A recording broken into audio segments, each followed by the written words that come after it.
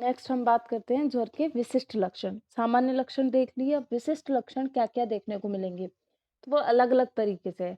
सबसे पहले साम और निराम ज्वर, ठीक है? यानी कि जिसमें दोषों के साथ आम का इन्वॉल्वमेंट नहीं है, वो। अब निराम ज्वर की आम का इन्वॉल्वमेंट स्टार्टिंग में तो रहता ही रहता है हमेशा।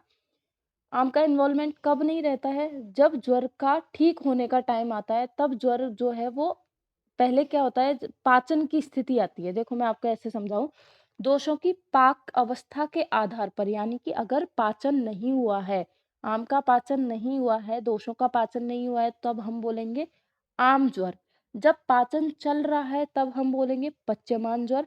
पाचन कंप्लीट हो चुका है, आम नहीं है, अब वो ज्वर जो है वो ठीक होने की तरफ बढ़ रहा है, तब हम बोलेंगे निराम ज्वर। तो 3 कंडीशन होती हैं। स्टार्टिंग में हमेशा आम ज्वर ही देखने को मिलेगा। तो दोषों की पाक अवस्था के आधार पर 3 टाइप का ज्वर हुआ, आम ज्वर, पच्यमान और निराम। अब आपको क्वेश्चन अगर मैं बताऊं, तो क्वेश्चन में पच्यमान ज्वर 2 नंबर के अंदर बार-बार रिपीट होता है। पच्यमान ज्वर, निराम ज्वर भी कई बार पूछा जाता है। आम ज्वर आप सभी लिख दोगे इसलिए नहीं पूछा जाता, क्योंकि आम ज्वर में आपको अगर कुछ भी समझ में नहीं आ रहा है, तो आम के जैसे लक्षण या कफ के जैसे लक्षण ही तो लिखने हैं सारे। लक्षण ही पूछे जाते हैं। आम ज्वर के लक्षण, पच्यमान ज्वर के लक्षण और निराम ज्वर के लक्षण। मेनली यहाँ से 2-2 नंबर के अंदर बार-बार क्वेश्चन आता है। तो सबसे पहले हम बात करते हैं आम ज्वर। अब आम का निर्माण हो रखा है तो सारे लक्षण आम जैसे या कफ जैसे ही, कफ की अधिकता वाले ही देखने को मिलेंगे, कुछ खास है नहीं इसमें। अरुचि है, अविपाक है, खाने का पाचन कैसे होगा?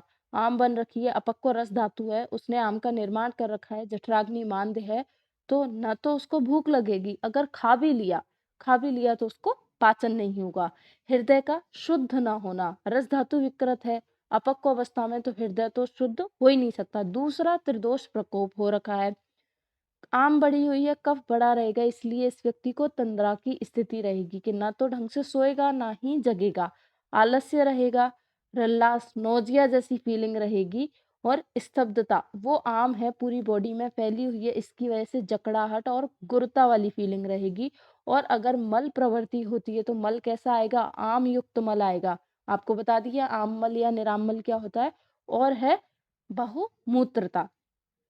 अब यहाँ पर आपको बहुमूत्रता शायद क्लियर होगा क्यों हो रहा है, क्योंकि आम का निर्माण है और यूरिन का काम क्या है? मूत्र का प्राकृत कर्म क्या है? क्लेद का वहन करना। और अगर बॉडी के अंदर आम बढ़ रखा है, यानी कि कहीं ना कहीं क्लेद भी बहुत हो रखा है, और उस क्लेद को बाहर निकालने के लिए हमारी जो किडनी है वो ज्यादा फंक्शन करती है, इसलिए क्या है, पॉलीयूरिया की कंडीशन देखने को मिलती है। आपको याद रखना है पॉलीयूरिया कहाँ-कहाँ मिलता है, एक तो ज्वर के अंदर मिलता है और एक आम वात में मिलता है, 2 जगह तो मिलता ही मिलता है। ठीक है, और कहाँ मिलेगा? जो गर्भ के लक्षण, जो इस गर्भवती स्त्री के लक्षणों में भी ये देखने को 3 जगह आती है बहुमूत्रता वाली कंडीशन, ठीक है? फिर उसके बाद है पच्यमान ज्वर। अब पाचन हो रहा है, दोषों का पाचन हो रहा है। अब जिस समय पाचन होगा यानी कि पित्त जो है वो पीक पर होगा, क्योंकि अभी बताया मैंने, पाक वर्ड आते ही आपको दिमाग में पित्त रखना है। तो यहाँ पर जैसे आपने देखा था कि यहाँ पर कफ के लक्षण लिख रखे हैं और आपको कुछ भी याद नहीं है, तो यहाँ आपको सारे पित्त वाले लक्षण अधिक से अधिक लिख के आने हैं जो ज्वर से कोरिलेट हो, ऐसे अलग से नहीं, ज्वर से भी रिलेशन उनका होना चाहिए।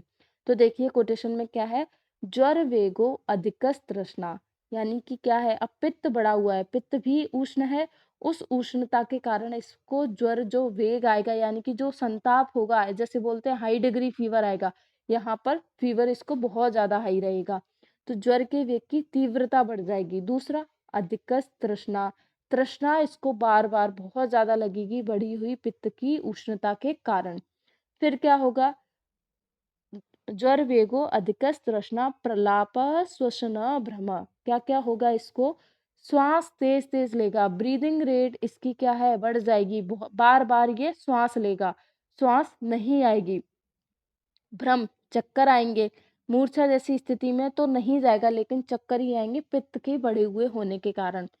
मल मूत्र की उचित प्रवृत्ति होगी। अब यहाँ पर तो आम बना हुआ था इसलिए उसको मल की प्रवृत्ति या तो होगी नहीं, और होगी तो आम मल की प्रवृत्ति होगी, लेकिन यहाँ पर तो पित्त बढ़ा हुआ है और उसका जो कोष्ठ है वो धीरे धीरे, जैसे जैसे यहाँ पर हम देखें कफ ने जो कवरिंग कर रखी है वो हट रही है क्योंकि पाचन चल रहा है।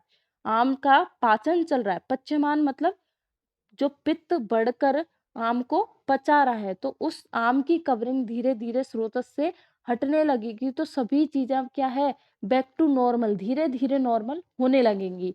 मल-मूत्र की उचित प्रवृत्ति होगी और क्या होगा, इसको नौज़िया, जी मचलाएगा। अब वो सारा तो क्यों, देखो ये वाली चीज़ें अगर आपको समझ नहीं आ रही हैं, तो इनको ऐसे समझ सकते हो। यहाँ पर क्या है, टेम्परेचर बहुत ज़्यादा बढ़ा हुआ है, ठीक है? टेम्परेचर बढ़ा हुआ होता है तो बॉडी के अंदर एक चीज़ तो ज़रूर होती है, क्या होता है, डिहाइड्रेशन। तो ये सारे जो जो आपको देखने को मिल रहे हैं सिम्पटम, इनका पित्त से कोई कोरिलेशन नहीं कर पाओगे, आपकी जी मचला रहा है या फिर ये सब हो रहा है, वो नहीं कर पाओगे, लेकिन डिहाइड्रेशन से कर सकते हो।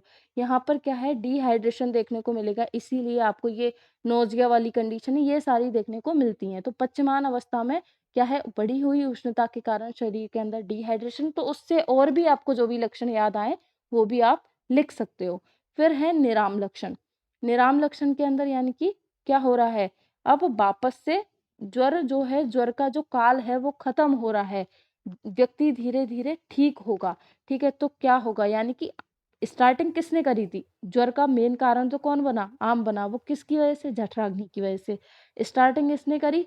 पच्यमान अवस्था में इसका पाचन हो गया, अब धीरे-धीरे नॉर्मल हो रहा है। बहुत पूछा जाता है निराम ज्वर का लक्षण।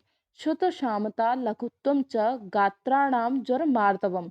दोष प्रवृत्ति रिष्टा हो निराम ज्वर लक्षणम। यानी कि क्या होगा, शुद्ध यानी कि भूख लगना शुरू हो जाएगी, क्योंकि जठराग्नि है, पाचन हो चुका है आम का, जठराग्नि अपने स्थान पर आ जाएगी, तो भूख लगना शुरू होगी। क्या होगा, पहले इसको कृष्णा रहेगी, इस व्यक्ति को कृष्णा रहेगी। क्यों रहेगी कृष्णा, कि अगर मान लो ज्वर लंबे टाइम तक रह गया, ज्वर लंबे टाइम तक रह गया तो आम ने क्या कर रखा था, स्रोतो अवरोध कर रखा था। उस स्रोतो अवरोध के कारण एक तो क्या रहेगा, उसको अरुचि अविपाक वाली कंडीशन तो है ही, साथ साथ धातुओं का निर्माण भी नहीं हो पाएगा, इसकी वजह से कृष्णा। ठीक है, दूसरा इस कृष्णा का या लघुता का दूसरा क्या है, शरीर में लघुता। लघुता और कृशता का मतलब आप यहाँ पर ये भी निकाल सकते हो कि अगर मान लो, जैसे कि पहले क्या था, आम की वजह से इसको जकड़ाहट, हैवीनेस, गुरुता फील हो रही थी ना, उसके अपोजिशन में भी आप इनका मतलब निकाल सकते हो। इवन यही बेटर है कि वो जो आम की वजह से शरीर में जकड़ाहट और गुरुता हो रखी थी, अब वो धीरे धीरे खत्म होगी। खत्म होने के कारण इसको शरीर में कृशता और लघुता फील होगी। ज्वर के वेगों में मृदुता, यानी कि ज्वर धीरे धीरे ठीक हो रहा है तो ज्वर के वेग में मृदुता, लघुता आएगी, यानी कि धीरे धीरे ठीक हो रहा है। दोष की प्रवृत्ति, दोष जहां जहां, जैसे सारे दोषों का संचय कहाँ हो रखा था, आमाशय में हो रखा था, वो दोष जो आमाशय में संचित हो रखा था वो वापस अपने अपने स्थानों पर चले जाएंगे। और ये ज्वर, यानी कि देखो, 7 दिन तक तो आम ज्वर रहेगा, और 8वें दिन का जो ज्वर है, यानी कि 7 दिन में क्या है, आम का पाचन हो जाएगा। 7वें दिन के बाद जो ज्वर 8वें दिन आता है, यही इसकी इंपॉर्टेंट डेफिनेशन है, निराम ज्वर। निराम ज्वर 8वें दिन आता है, क्योंकि आम का पाचन 7 दिन के अंदर अंदर हो जाता है, और आम पाचन के बाद आने वाला ज्वर निराम ज्वर कहलाता है। तो ये आपको याद रखना है, इसके अंदर सारा आपको वही देखना है, कफ वाले लक्षण यहाँ आपको देखने को नहीं मिलेंगे। यहाँ आपको ये याद रखना है कि फीवर धीरे धीरे ठीक हो रहा है। फिर उसके बाद है पुनरावर्तक ज्वर। पुनरावर्तक ज्वर यानी कि पुनरावर्तन हो रहा है, वापस से आ रहा है। अब वापस कैसे आएगा वो देखते हैं। किसी व्यक्ति को बुखार आया था, ठीक है? बुखार आया, कैसे भी करके ठीक भी हो गया। तो ज्वर के ठीक हो जाने पर जब तक संपूर्ण शरीर में पूर्ण रूप से बल नहीं आ जाता। अब देखो यहाँ निराम ज्वर के अंदर भी हम क्या देख रहे हैं? निराम ज्वर के अंदर देखा है हमने कि जैसे-जैसे ज्वर ठीक होता है, लघुता आती है, ये सब होती है। लेकिन इनको, निराम ज्वर को भी होने में तो टाइम लगा, यानी कि 8वें दिन आया था ये ज्वर। निराम ज्वर है, आम के पाचन को भी तो टाइम लगा, 7 दिन लगे। लेकिन मान लो 7 दिन में कैसे भी 2-3 दिन में आपका फीवर ठीक हो जाता है। अगर फीवर ठीक होने के बाद भी दोषों को अपने स्थान में जाने में, अग्नि को वापस से पूर्णतः अपने स्थान में लौटने में समय लगता है, सभी चीज़ों में समय लगता है। लेकिन आपने वो समय नहीं दिया, वापस से आपने वापस अपथ्य का सेवन शुरू कर दिया। फिर से आप क्या करोगे? दोष का प्रकोप करोगे, तो फिर वापस से आपको ज्वर आ जाएगा। यानी कि ज्वर के ठीक हो जाने पर जब तक संपूर्ण शरीर में पूर्ण रूप से बल नहीं आ जाता, बल नहीं आने का मतलब कि जठराग्नि अपने स्थान पर ना पहुंच जाए, दोष है अपने स्थान पर ना पहुंच जाए, और जो उसके अंदर जो ज्वर की वजह से जो उसके अंदर गुरुता और वो सब हो रखा था, वो सारी चीजें ठीक ना होने लग जाए। तो आप अगर उससे ही पहले क्या है अपथ्य का सेवन करने लग गए, उससे पहले ही अपथ्य का सेवन कर लिया जाए, उससे पहले ही रोगी ने क्या कर लिया अपथ्य आहार विहार का सेवन कर लिया, तो ज्वर वापस से आ जाएगा, ज्वर की पुनः उत्पत्ति, क्योंकि आपने पूरी तरह ठीक होने ही नहीं दिया, पूरी तरह दोष अपने स्थान में लौट ही नहीं पाए, अग्नि ठीक हो ही नहीं पाई और अब वापस से अपथ्य सेवन करने की वजह से ज्वर पुनः आ जाएगा और उसी को पुनरावर्तक ज्वर कहा जाता है। तो ये तो नाम से ही क्लियर हो जाता है। पुनरावर्तक यानी कि रिपीट कैसे होगा? तो रिपीट कैसे होगा कि ठीक हुआ ही था, वापस से आपने निदान सेवन कर लिया, जिसकी वजह से क्या है वापस से ज्वर की उत्पत्ति हो गई और उसे ही बोल दिया पुनरावर्तक ज्वर। उसके बाद है अब पुनरावर्तक ज्वर के लक्षण क्या होंगे? आपने अब इनके देखो ऐसे आपको अलग-अलग लक्षण पढ़ने की ज़रूरत नहीं है, केवल डेफ़िनेशन पता हो फिर आप उसमें ज्वर के लक्षण ही लिख सकते हो। इसमें क्या-क्या होगा? अब देखो कोई ज्वर वापस से आया है यानी कि दोष प्रकोप इसमें और ज़्यादा इन्वॉल्व होगा, तो यहाँ पर लक्षण थोड़े से बढ़ जाएँगे, थोड़े से बढ़े हुए मिलेंगे। देखो अरुचि तो मिलेगी ही क्योंकि अग्नि वापस से चली गई। फिर उसके बाद दीनता, चेहरे का जो लश्चर है, जो कांति है, वो सारा हट जाएगा। उसके बाद हो सकता है एडिमा वाली कंडीशन इसमें देखने को मिल जाए। फिर है पांडुता, एनीमिया, क्योंकि रस से रक्त का निर्माण, पांडुता जो है वो रस प्रदोषज विकार में ही होता है। दूसरा हम ये भी मान सकते हैं कि अब यहाँ पर आपने वापस से रस धातु को विकृत कर दिया। उसकी वजह से क्या है, जो रक्त का निर्माण है वो ढंग से नहीं हो पा रहा है, तो पांडुता वाली कंडीशन देखने को मिलेगी। दोष अपना स्थान छोड़ देते हैं, दोष अपना स्थान छोड़ करके दूसरी जगह स्थान बना लेंगे, तो वो ये सिम्पटम उत्पन्न करेंगे। कंडू हैं, फुंसियाँ कब होंगी? जब पित्त बढ़ा हुआ रहेगा और मंदाग्नि जब कफ बढ़ा हुआ रहेगा और अग्नि अपने स्थान को छोड़ देगी। तो ये सारे लक्षण आप लिख सकते हो। फिर उसके बाद है जो इम्पोर्टेंट क्वेश्चन था, जो 5 नंबर के अंदर पूछा जाएगा, आगंतुक ज्वर, बहुत इंपॉर्टेंट है। इतना ही मैटर है इसके अंदर, आप संहिता उठा के भी देख सकते हो, इतना ही है, ज़्यादा वर्णन इसका किया नहीं है कहीं भी, लेकिन इतना ही लिखना है। आप इसको अलग-अलग लिखोगे तो 1 पेज आराम से भर जाएगा, इसमें 1 डेढ़ पेज भर जाता है। तो देखो, इसमें क्या होगा, आगंतुक ज्वर में 4 टाइप का बताया था, अभिघातज, अभिशंगज, अभिचारज और अभिशापज। आपको चारों नाम पता होने चाहिए। 2 नंबर में भी पूछ सकता है आगंतुक ज्वर के भेद बताइए। सबसे पहले अभिघात।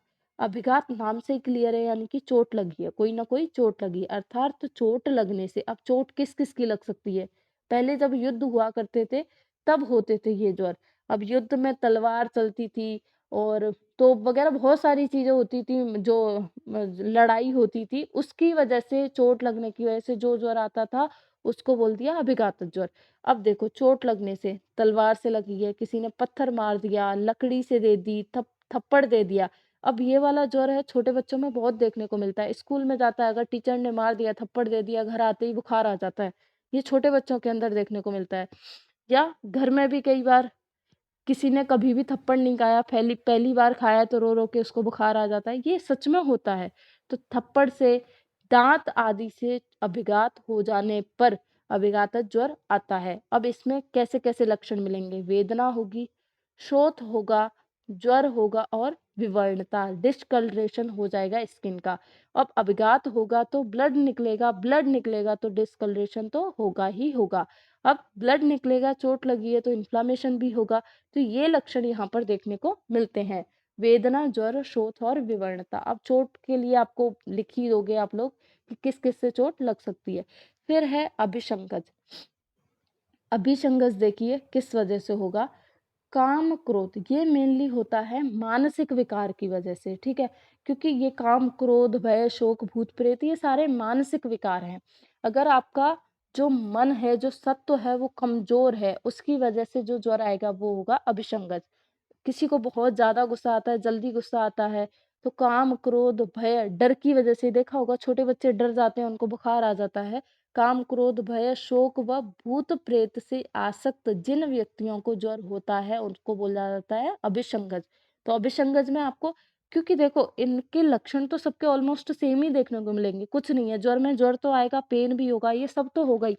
बस इनमें डिफरेंस किस वजह से किया गया है कि ज्वर आया किस वजह से, उस बेस पे डिफरेंस किया गया है। तो अभिसंगज में आपको क्लियर होना चाहिए कि ज्वर किस वजह से आया।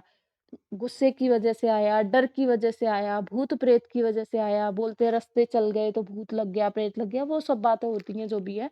शोक की वजह से लंबे टाइम से कोई टेंशन में रह रहा है, इन चीज़ों की वजह से अगर ज्वर आ रहा है उसको अभिसंगज बोला जाएगा। और अभिसंगज में क्या बोला जाता है? आप रसशास्त्र भी पढ़ रहे हो, डीजी भी पढ़ रहे हो। जो स्थावर विष वाले प्लांट होते हैं, जैसे कि भल्लातक है, भल्लातक के स्पर्श से और भी कई सारे प्लांट हैं, कुचला अगर इनका सेवन कर लिया तो इनकी वजह से भी क्या है, ज्वर आ जाता है। वायु लगना गर्मियों में भयंकर लू चलती है। जो उष्ण-उष्ण हवाएँ चलती हैं, जो गरम-गरम हवा बहती है, उस लू की वजह से भी जो बुखार आएगा उसको भी अभिसंगज में ही रखा गया है। वृक्ष स्पर्श मैंने अभी बोला है, भल्लातक। भल्लातक का जब भी शोधन करते हो तो बोला जाता है कि आपको ग्लव्स पहन के उसका शोधन करना चाहिए। तो अगर भल्लातक या फिर जो भी विषजनक जो प्लांट हैं, उनका अगर आपने स्पर्श किया है, तो विष के तो डायरेक्ट स्पर्श से ही क्या होता है, ज्वर आता है। अब ज्वर आएगा तो क्या-क्या होगा? यहाँ पर मूर्छा होगी। अब मूर्छा क्यों है? क्योंकि आपको याद रखना है कि यहाँ पर कहीं न कहीं मन का इन्वॉल्वमेंट है। मूर्छा होगी, प्रलाप, सिराशूल और भूख का नाश ये सब मैं लिख सकती हूँ। आपको अगर आप सबके अलग-अलग सिम्पटम अभी आप कर सकते हो, जैसे आप आज ही पढ़ रहे हो, आप याद रख सकते हो। लेकिन एग्ज़ाम में क्या है, मैं खुद के एक्सपीरियंस करके बता रही हूँ। एग्ज़ाम में क्या है, थोड़ा-थोड़ा दिमाग से जाने लगता है कि अभिसंगज में कौन से लक्षण थे, तो लक्षण पे आप इतना ज़ोर मत दीजिए, आपको ज़ोर यहाँ देना है। लक्षण आप सबके सेम भी लिख दोगे तब भी चल जाएगा। ठीक है? फिर उसके बाद है अभिचारज। अभिचार किसकी वजह से? पहले महापुरुष, सिद्ध पुरुष ये सब हुआ करते थे, तो इनका जो मारण है, मोहन है, उच्चाटन है, इनका अगर ये सब कर दिया जाए यानी कि इनकी हँसी वग़ैरह उड़ाते थे पहले, तो उस वज़ह से भी क्या है, ज्वर आ जाता है। तो उसको अभिचारज बोला जाता है। तो इसमें क्या है जो लक्षण देखने को मिलते हैं वो सन्निपातज के समान। आगे यहाँ आ जाएगा सन्निपातज देख लेंगे कैसे लक्षण होते हैं। सन्निपातज में और भी कुछ नहीं तो आपको वात, पित्त, कफ ये सारे लक्षण यहाँ पर लिख देने हैं। फिर है अभिशापज। सिद्ध पुरुषों के शाप के कारण आपने मान लो कोई व्यक्ति है सिद्ध पुरुष पहले क्या करते थे तपस्या करते थे। किसी की तपस्या भंग कर दी या किसी का कोई काम बिगाड़ दिया उसकी वज़ह से श्राप दे देते थे वो। तो उनके श्राप की वजह से जो ज्वर आता है वो होता है अभिशापज, ठीक है? तो इनके कारण इनमें भी जो लक्षण देखने को मिलते हैं वो होते हैं सन्निपातज के समान, ठीक है? तो ये बाकी के जो हैं वो हम कल की